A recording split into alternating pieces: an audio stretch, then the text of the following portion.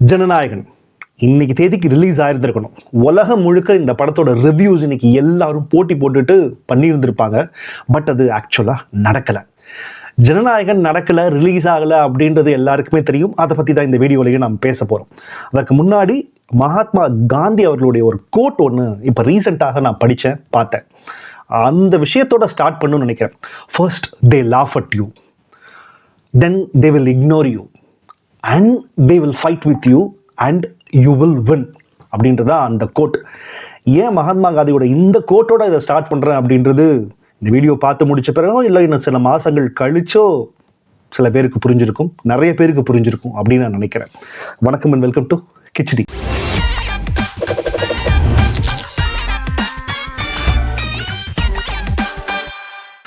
விஜய் படத்துக்கு அரசியல் புதுசே கிடையாது.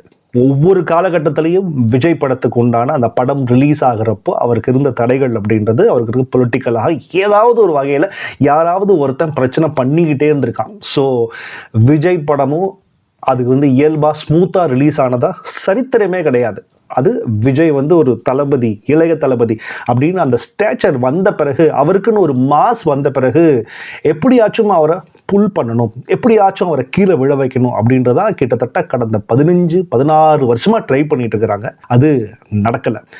2011 காவலன் அப்போ இருந்த டிஎம்கே அரசாங்கம் ஒரு பிரச்சனை பண்ணாங்க. காவலன் படத்தை ரிலீஸ் பண்ண விடாமல் சில ஃபினான்ஷியல் டேர்ம், டிஸ்ட்ரிபியூட்டர் டேர்ம்ஸ்னு சன் பிக்சர்ஸ் மூலமாக நிறைய ப்ரெஷர் கொடுத்து அந்த படம் ரொம்ப டிலேவாக தான் காவலன் படம் ரிலீஸ் ஆச்சு. அதற்கு பிறகு அந்த ஏடிஎம்கே ஆட்சி டைம் டு லீட் அப்படின்னு அந்த கேப்ஷன் தலைவா படத்துக்கு போட்டதுனால அந்த படத்தை பாம் த்ரெட் இருக்குது, அதனால் இந்த படத்தை ரிலீஸ் பண்ண விட மாட்டோம் அப்படின்னு சொல்லிட்டு நிறையா டிலே பண்ணி ரிலீஸ் பண்ணாங்க. அதற்கு பிறகு விஜய் போய் கேட்டுக்கிட்டாரு அப்படின்ற விஷயங்கள் எல்லாருமே மக்களுக்கு தெரியும். அதற்கு பிறகு துப்பாக்கி படம் முஸ்லிம்ஸ் அகெயின்ஸ்டாக இருக்குது அப்படின்னு ஒரு காலத்தில் போராட்டத்தில் இறங்கினாங்க. அதற்கு பிறகு கத்தி படத்துக்கு லைக்கா ப்ரொடக்ஷன் பண்ணுது அப்படின்னு ஒரு குரூப் லைக்கா ப்ரொடியூஸ் பண்ணக்கூடாது அப்படின்றதுக்காக போராட்டம் பண்ணாங்க. ஆனால் அதற்கு பிறகு பல படங்கள் லைக்கா பண்ணிச்சு. அப்போ எவ்வளவுமே வாயை திறக்கலாம் அப்படின்றது இந்த நேரத்தில் நான் ஸ்டார்டிங்லேயே உங்கள் எல்லாருக்குமே ஞாபகப்படுத்துகிறேன். ஏன்னா நமக்கு ஞாபகம் வருது ஜாஸ்தி. அதற்கு பிறகு ஒவ்வொரு விஜய் படத்துக்கும் ஏதாவது ஒரு வகையில் ஒரு பிரச்சனை வந்துக்கிட்டே தான் இருந்துச்சு. ஓகே, இது எல்லாமே என் மைண்டுக்கு வந்துக்கிட்டு இருந்தது.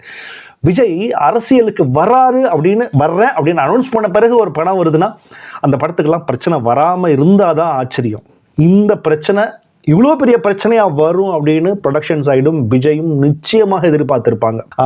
இல்லை ஈஸியாக இது ஒரு மாஸ் மசாலா படம் தானே, இது ஒரு ரீமேக் படம் தானே அப்படின்னு நினச்சிங்கனாலும் அதற்குள்ளேயும் ஏதாவது ஒரு குறையை கண்டுபிடிச்சி இங்கே பாலிட்டிக்ஸ் பண்ணுறதுக்கு மட்டும்தான் அத்தனை பேருமே கழுகு மாதிரி காத்துக்கிட்டு இருக்கிறாங்க. அது சென்ட்ரலாக இருக்கட்டும், ஸ்டேட்டாக இருக்கட்டும், தன்னோட பவரை எப்படியெல்லாம் மிஸ்யூஸ் பண்ண முடியுமோ, பவரை எப்படியெல்லாம் அப்யூஸ் பண்ண முடியும், இல்லை பவரில் சட்டத்தில் இருக்கிற அத்தனை லூப் ஹோல்ஸையும் வச்சு விஜயை எப்படியாச்சும் கார்னர் பண்ணிடணும், விஜயை டவுன் பண்ணிடணும், விஜயை புல் டவுன் பண்ணிடணும் அப்படின்றது மட்டும்தான் இன்றைக்கி இருக்கிற அத்தனை பேரோட ஒரே மோட்டிவ் நினைக்கிறேன். ஏன்னா நீங்கள் சோஷியல் மீடியாவை திறந்தால் ட்விட்டர்லேயும் ஃபேஸ்புக்லேயும் நீங்கள் யூடியூப்லேயும் அவ்வளோ வீடியோஸ் பார்த்துருப்பீங்க.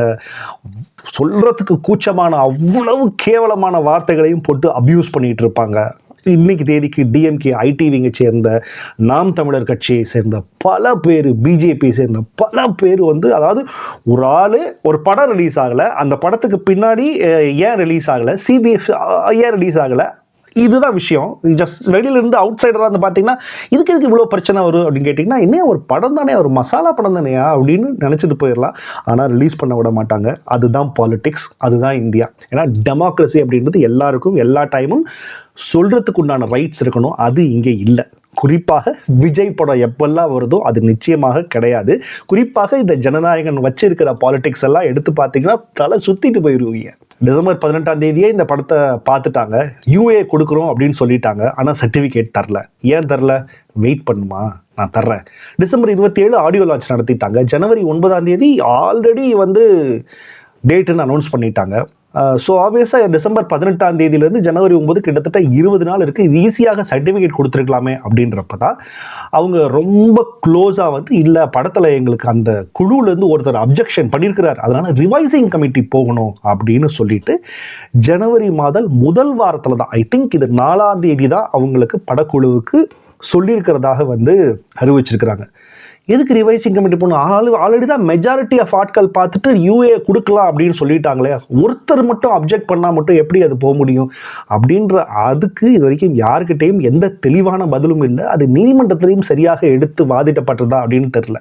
ஏன்னா இன்னைக்கு இந்த கோர்ட் கேஸை படிச்சுட்டு இருக்கிறப்ப இதை மதம் சம்பந்தப்பட்ட, இராணுவம் சம்பந்தப்பட்ட சில விஷயங்கள் வந்து அகெயின்ஸ்டாக இருக்குது, அதனால தான் இது அப்படின்னு சொல்லிட்டு அந்த ஒருத்தர் தெரிவித்ததாகத்தான் இருக்குது. இந்த படத்தை இது நாள் வரைக்கும் ப்ரொடியூசர் விஜய் அண்ட் டைரக்டர் தவிர வெளியே யார் பார்த்துருப்பாங்கன்னா அந்த சென்சார் போர்டு மட்டும்தான் பார்த்துருக்கவே முடியும். வேற யாருமே இதை பார்த்துருக்கக்கூடிய வாய்ப்பே இல்லை. இதை தாண்டி வெளியில் ஒருத்தர் புகார் அளித்தவர் அப்படின்னு தான் இது வருது. யார் இந்த புகார் அளித்தவர் அப்படின்னு எங்கேயுமே இதை யாருமே, எந்த நியூஸ் சேனல் யாருமே வந்து அது கிளாரிட்டியாகவே சொல்லலை. ஸோ படத்தோட ப்ரொடக்ஷன் சைடு என்ன பண்ணியிருக்காங்க, ஜனவரி 9 ரிலீஸ் பண்ணியிருக்காங்க. சர்டிஃபிகேட் வரணும். ஆல்ரெடி யூஏன்னு வாய்மொழியாக சொல்லிட்டாங்க. ஆனால் சர்டிஃபிகேட் வந்தால் தான் நீங்கள் எல்லா இடத்துக்கும் கொடுத்து இதுதான் இந்த படத்தோட சர்டிஃபிகேட் அப்படின்னு தேட்டரில் போய் ரிலீஸ் பண்ண முடியும், பொதுமக்கள் பார்க்க முடியும். யூஏனா என்னன்னு தெரியும். ஒரு 15 வயசுக்கு மேலே இருக்கிற பேரண்ட்ஸ் குழந்தைகளோடு சேர்ந்து பார்க்கக்கூடிய ஒரு படம் அப்படின்ற ஒரு ஆஸ்பெக்டில் தான் வரும் இந்த யூஏ அப்படின்றது.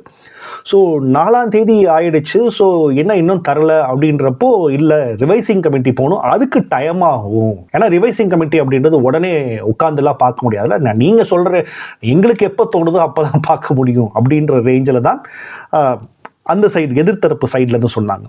இவங்க ப்ரொடக்ஷன் சைடில் இருந்து உடனடியாக கோர்ட்டுக்கு மூவ் பண்ணி ஆல்ரெடி சர்டிஃபிகேட் வந்து தரேன்னு சொல்லிட்டு யூஏன்னு சொன்னதுக்கு எதுக்கு சர்டிஃபிகேட் தராமல் இழுத்தடிக்கிறாங்க அப்படின்ற ஆங்கிளில் சென்னை கோர்ட்டில் கேஸ் போட்டாங்க. அது 7 வந்துச்சு. 7 அந்த கேஸில் என்ன சொல்லிட்டாங்கன்னா, நாங்கள் 9 7 தீர்ப்பு சொல்கிறதா இருந்துச்சு. பட் தீர்ப்பு சொல்லாமல் அந்த ஜட்ஜ் என்ன பண்ணியிருக்கிறாங்க அப்படின்னா, இல்லை 9 நீங்கள் வெயிட் பண்ணுங்க அப்படின்னு சொல்லிட்டு அந்த ஜட்ஜ் வந்து 9 அதாவது 9 வெள்ளிக்கிழமை காலையில் கேஸ் வந்துச்சு. கேஸ் வந்த உடனே ஆல்ரெடி சொன்ன ஒரு படத்துக்கு எதுக்கு இழுத்தடிக்கிறீங்க, உடனடியாக இஷ்யூ பண்ணுங்க அப்படின்னு அவங்க ஆர்டர் போட்டுட்டாங்க.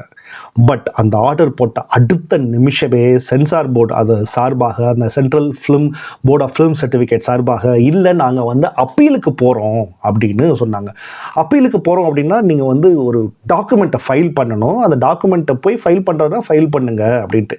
இல்லை நாங்கள் 12 தான் ஃபைல் பண்ணுவோம், அதாவது திங்கட்கிழமை, இந்த சனி ஞாயிறு அப்போ தான் நீங்கள் கேஸை கொண்டு வரணும் அப்படின்ற மாதிரி நாங்கள் ஃபைல் பண்ணி கேஸை நீங்கள் மண்டே தான் எடுக்கணும். ஏன்னா வேணும்னே 2 நாள் டிலே பண்ணி தான் கொண்டு வர்றதுக்காக அவங்க பிளான் போட்டாங்க. பட் ஜட்ஜ் என்ன சொன்னாங்கன்னா, நீங்கள் ஃபைல் பண்ணிங்கன்னா இன்றைக்கே கூட நாங்கள் எடுக்கிறோம், மத்தியானம் 3:30 மணிக்கே எடுக்கிறதுக்கு நாங்கள் தயாராக இருக்கிறேன்ற மாதிரி ஜட்ஜு அவங்க சொல்ல, ஸோ அதற்கு ஓகே பண்ணி மத்தியானம் ஒரு 4:30 மணிக்கு இந்த மறுபடியும் கேஸ் வந்துச்சு.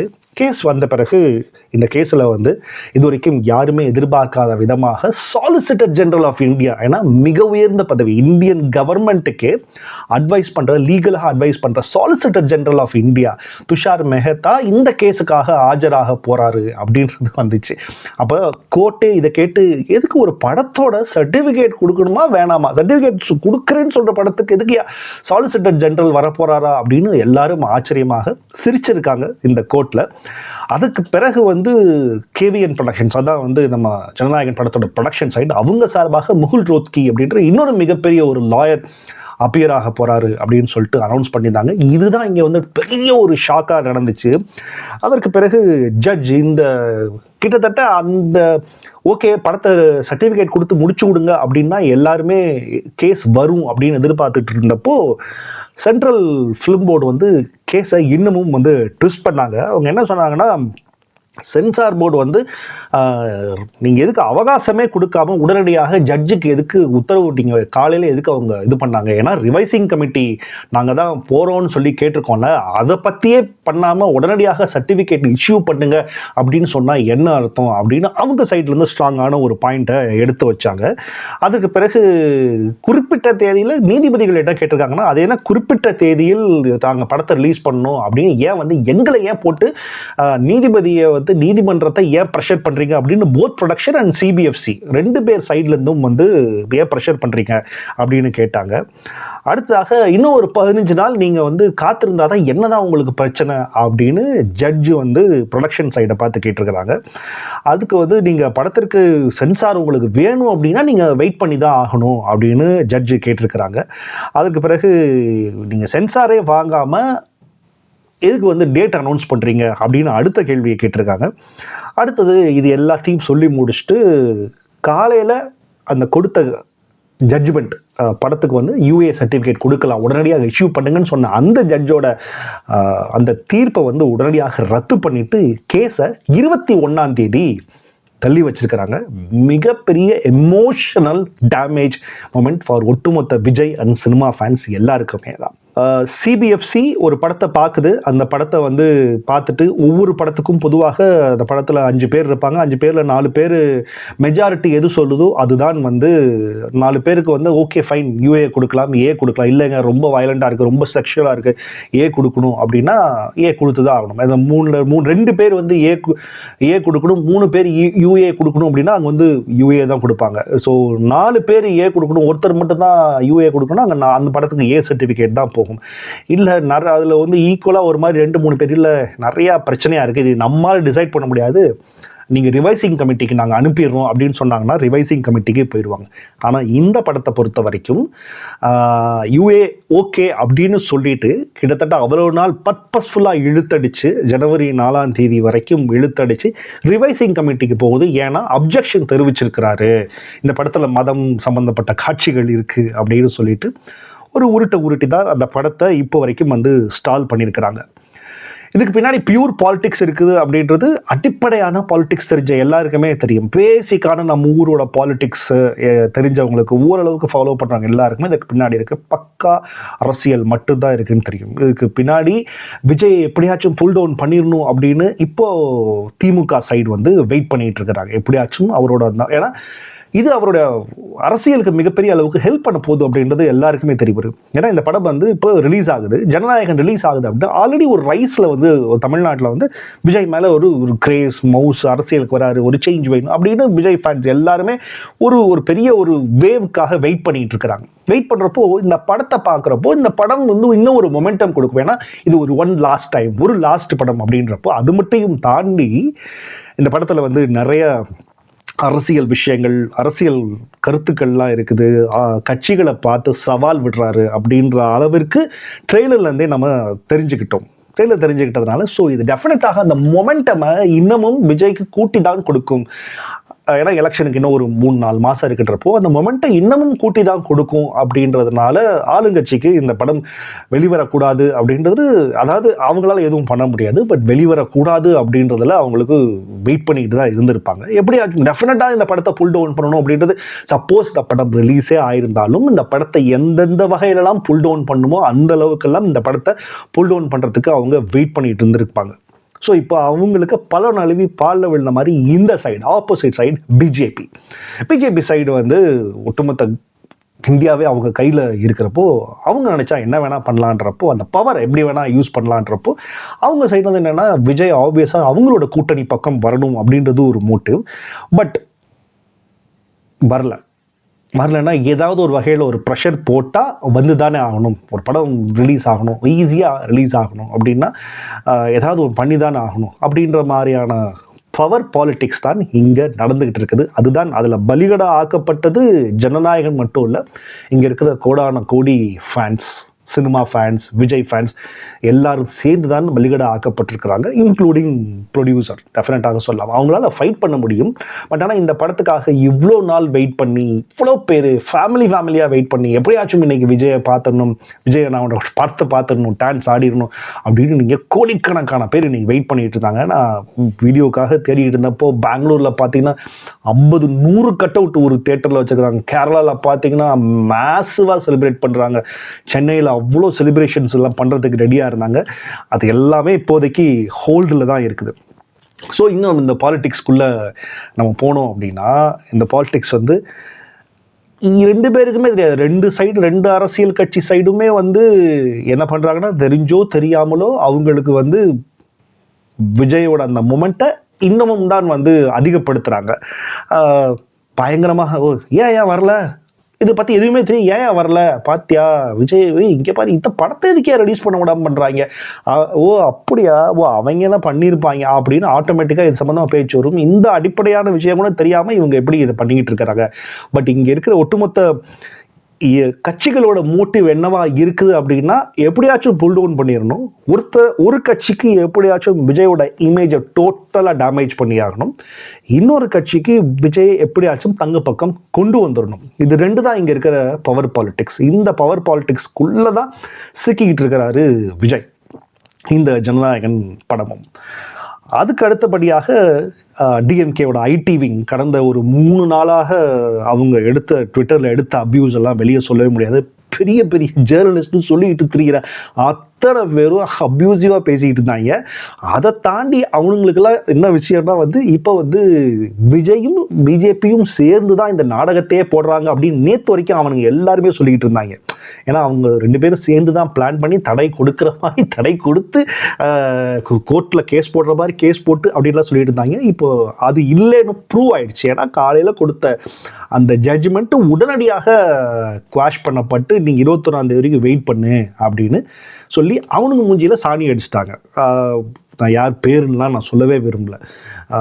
அதற்கு பிறகு இப்போ யார் சைடில் இப்போது கை ஓங்கி இருக்குது அப்படின்னு இப்போ உங்களுக்கு அரசியல் ஃபாலோ பண்ணுறவங்களுக்கு தெரிஞ்சிருக்கும். சென்டர் சைடில் இப்போ கொஞ்சம் கை ஓங்கி தான் இருக்குது அப்படின்றத ஒத்துக்கிட்டு தான் ஆகணும். இப்போ ஜனநாயகன் படத்துக்கு இது மட்டும் தான் ப்ராப்ளமானு கேட்டால் நிச்சயமாக கிடையாது. இதை தாண்டி அடுத்தடுத்த வரப்போகிற ப்ராப்ளம்ஸும் இருக்குது. ஏன் அப்படின்னா 21ஆம் தேதி சப்போஸ் இந்த படத்தம் கோர்ட்டுக்கு அன்னைக்கே அதை குவாஷ் எவென்ச்சுவலி இந்த படத்துக்கு சர்டிஃபிகேட் நிச்சயமாக கிடைக்கும். சர்டிஃபிகேட் கிடச்சி அந்த படத்துக்கு 23ஆம் தேதியோ அந்த படம் ரிலீஸ் ஆச்சு அப்படின்னா பெரிதாக பிரச்சனை கிடையாது. ஏன்னா அந்த ஓடிடி விண்டோ அப்படின்னு வேற ஒன்று இருக்குது. அதுக்கு பிறகு இந்த ஓடிடி ஜீ ஃபைலு தான் இது ரிலீஸ் ஆகுதுன்னு நினைக்கிறேன். ஜீல தான் ரிலீஸ் ஆகுதுன்னு நினைக்கிறேன்.